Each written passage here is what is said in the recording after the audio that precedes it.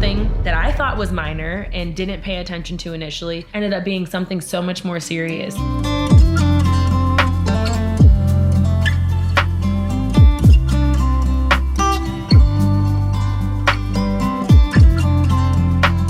What's up, guys? Welcome back to my channel. All right, so we're gonna have a serious talk today, okay? I am coming as promised to talk about my results from my Prenuvo full body MRI scan. But first, I just wanted to take a second to emphasize and really highlight how important it is that we take care of ourselves. It's hard enough that we're already being pumped full of chemicals and processed foods and vaccinations and just you name it. So like, go get your checkups, check on your loved ones.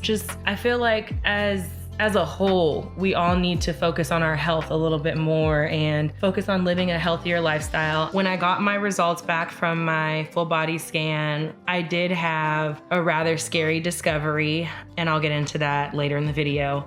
But overall, the experience was amazing. And if you guys haven't checked out my video from when I went and actually did the full body scan, make sure to check it out. Now, I want to talk a little bit about the response that I received in regards to the video. There were quite a few people who were supportive of it and thought it was a great idea and, wanted to look into doing it for themselves. And there was also an overwhelming response responding to the cost of it and how insurance doesn't cover it, and how people who don't make an enormous amount of money, as it was put by several people, it's not really something that's accessible, or rather affordable, I should say. Now, I say that to say there's definitely plenty of ways to check on ourselves, whether it be just going for our annual checkups, whether it be if something is off, paying attention to it rather than just putting it off for days or weeks, or, attributing it to something, minor when it could potentially be something bigger. So I feel like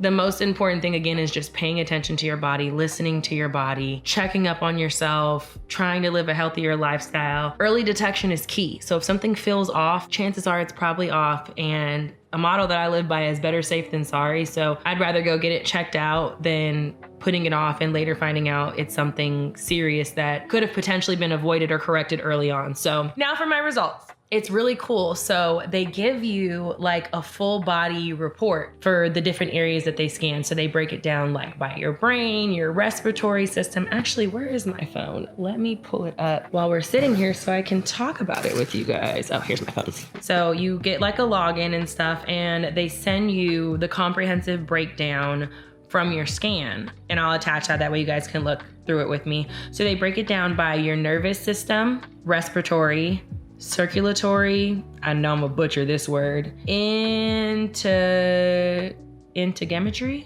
endocrine, y'all.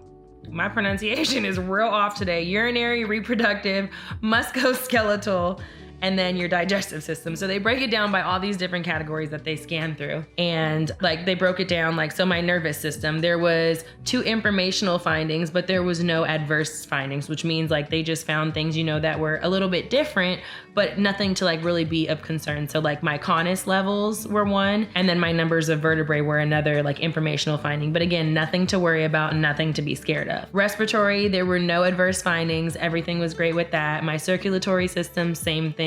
My one that I can't pronounce, the intimate, oh, that's your boobs. Okay, so it was 2 informational findings, and it was that I have implants. Obviously, I got my boobs done a long time ago, but so that was their findings there. For my endocrine system, which is basically like your major organs and stuff, like your kidneys, your liver, pancreas, all that stuff, there was no adverse findings. Urinary, same thing, great, healthy, no adverse findings. Reproductive, there was a moderate to serious finding. So we will get back to that in a second, but musculoskeletal, same thing, no adverse findings. There was 1 informational finding, and it was about my bony skeleton and soft tissue. And let's see what that was. It was, I had a pulled muscle. But it was crazy that it was able to find that, and I had been feeling pain in like my glute and like my lower back area, like high in my glute. And I just like attributed it to like being sore from working out, but turns out I had actually pulled it a little bit. So they found that. I thought that was pretty cool. Digestive system was great, no adverse findings. Now let's get back to my reproductive system. When I click on the moderate to serious finding, there's nothing in my ovaries, but there is something with my uterus. So when I heard that, like, I immediately like got freaked out because obviously I've had 3 kids in a span of 6 years. I love my babies. I obviously plan to and want to have more. So when I found out that the most serious thing that they found out was involving my uterus, it scared the shit out of me. So when I go to it, there's 2 findings. One of them is informational. So we'll do that one first. It's about my endometrial thickness.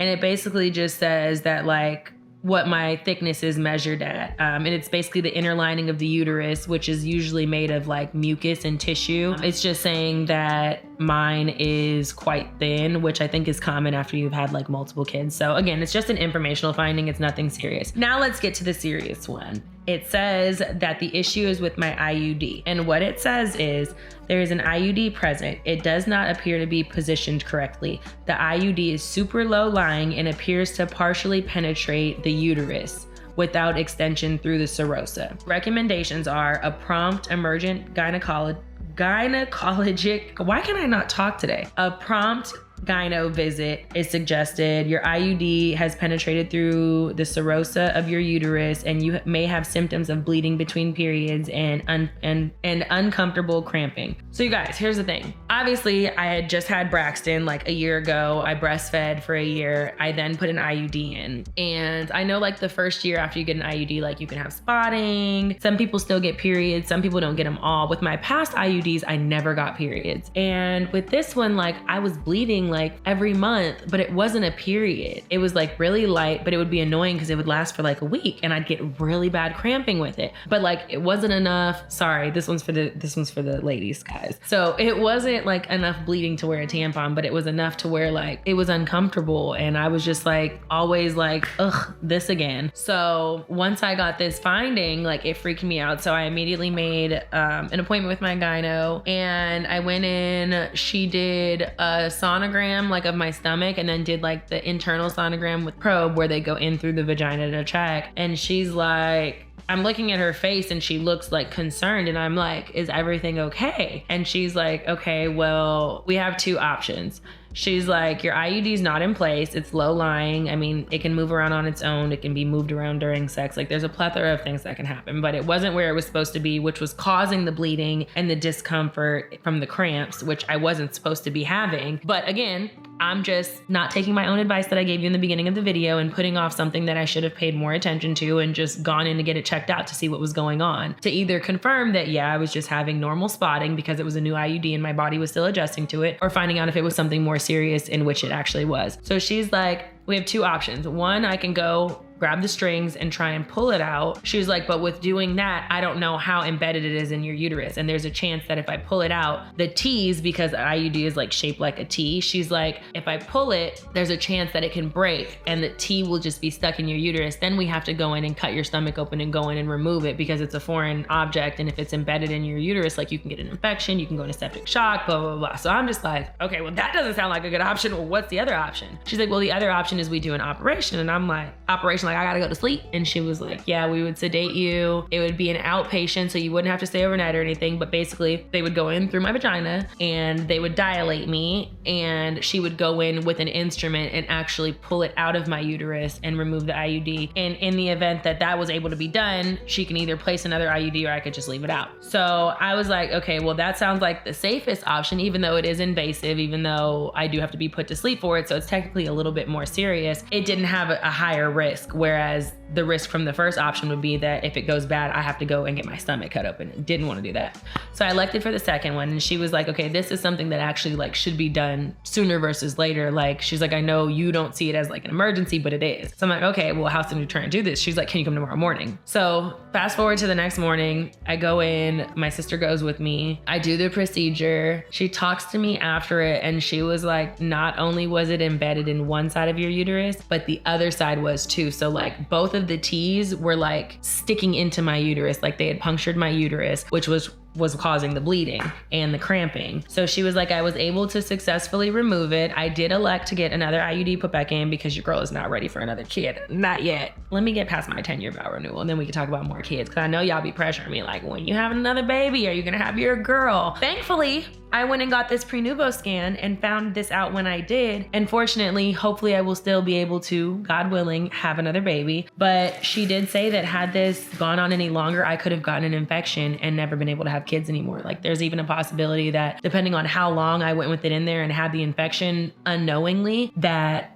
I could have ended up having to get like a full hysterectomy, which is where they remove all of your reproductive organs and you can never have children again. You don't menstruate anymore, nothing. So something that I thought was minor and didn't pay attention to initially ended up being something so much more serious. And even though I waited, I did get it checked. And I'm so thankful that I did. And I'm thankful to Prenuvo that I went and had that comprehensive scan and was able to find that knowledge out. So like I said, I elected to put another IUD in. So I woke up from the operation. She told me, broke it down, told me, what happened, why the surgery took a little longer than she had planned on because it was embedded on both sides. She removed it successfully. There was no pieces of the IUD left inside of me. She checked it thoroughly to make sure there were no little chips or chunks missing out of it. She successfully placed another IUD correctly in the spot where it's supposed to be. And she told me, I just placed the new IUD. You need to use backup contraception for the next 30 days. And in my head, because y'all, I think I know everything, even though I don't, I learned this time and time again. I'm like, the IUD's in place. What do I gotta wait for 30 days for or use backup contraception for? Like, I'm married. I ain't trying to use no condoms. So yeah,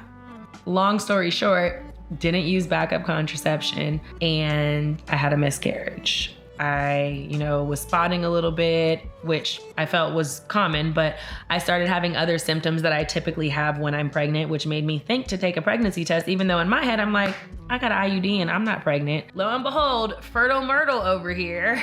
Between me being fertile Myrtle and Bradley's strong little swimmers, during that 30-day period, I ended up getting pregnant. And because of my IUD being in the proper place, the pregnancy unfortunately was not viable. I did end up miscarrying. It sucked. I've had miscarriages before.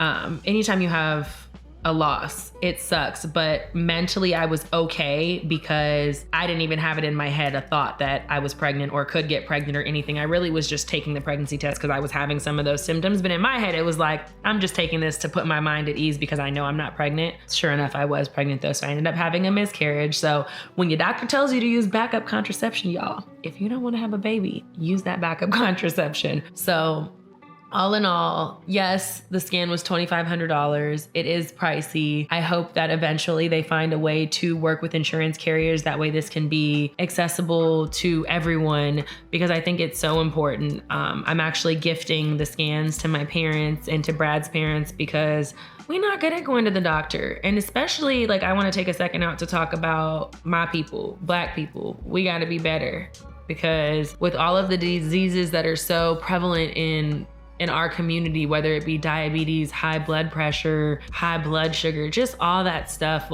we gotta take care of ourselves. But I think the first step to doing so is having more healthcare options and better healthcare options that are accessible to everyone, not just the people that have the funds to do so. So all in all, like I said, I'm so happy that I did this scan and I was able to find out the information that I was definitely scary. I should have gone a lot sooner than what I did, but I'm happy and I thank God that I did end up going when I did. And fingers crossed, I'll still be able to have more babies. So guys, if you're able to get the Prenuvo scan, I definitely think it is an amazing investment. Y'all, it don't even cost half of what a bag costs.